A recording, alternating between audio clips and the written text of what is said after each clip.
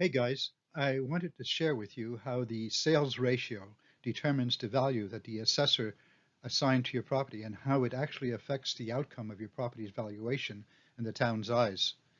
It could be very different from the property's actual true value. With that knowledge, you'll know if any property truly qualifies for a property tax appeal.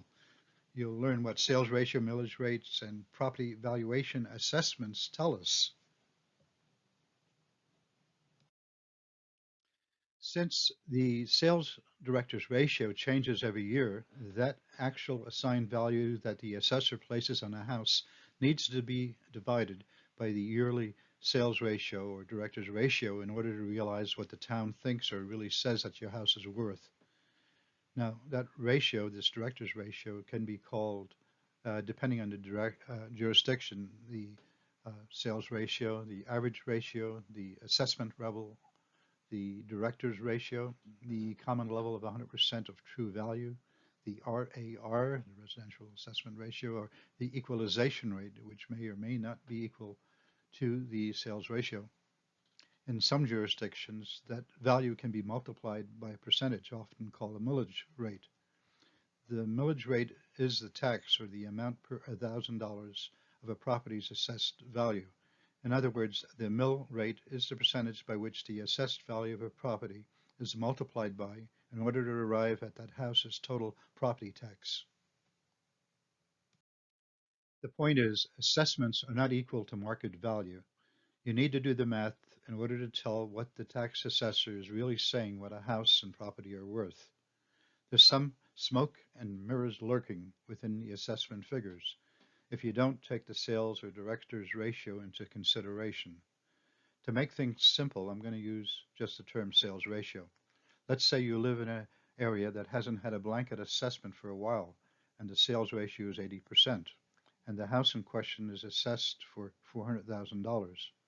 So here you would divide that assessment by the sales ratio. So $400,000 divided by 80% is equivalent to 500,000, and that's the assigned market value that the assessor placed on your house. Now here, the letter one gets from the local property tax department assessment office says that the property is assessed for $400,000, but what they are really saying is that it is worth $500,000. Most people, they look at the low assessment and they think they're okay. Maybe a $400,000 assessment didn't raise eyebrows for that property owner, but it should if they knew the smoke and mirror math behind it.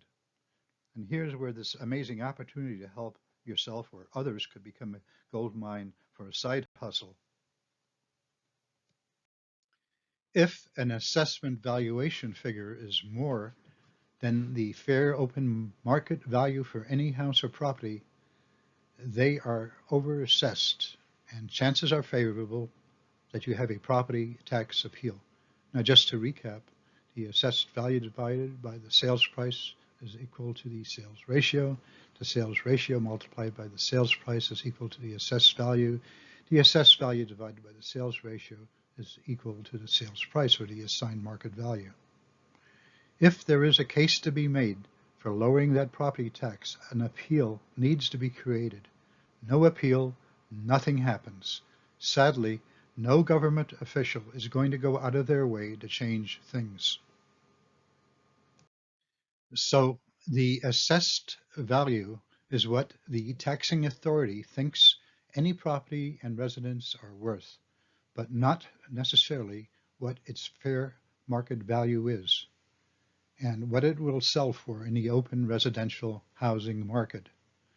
So many are getting hoodwinked by receiving what they see as a low property tax assessment, when in reality, they're getting hosed.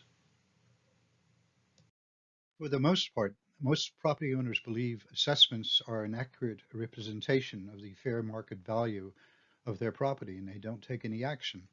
It's like believing a used car salesman's price tag without doing your comparison research. That's if you're in the market for buying a used car.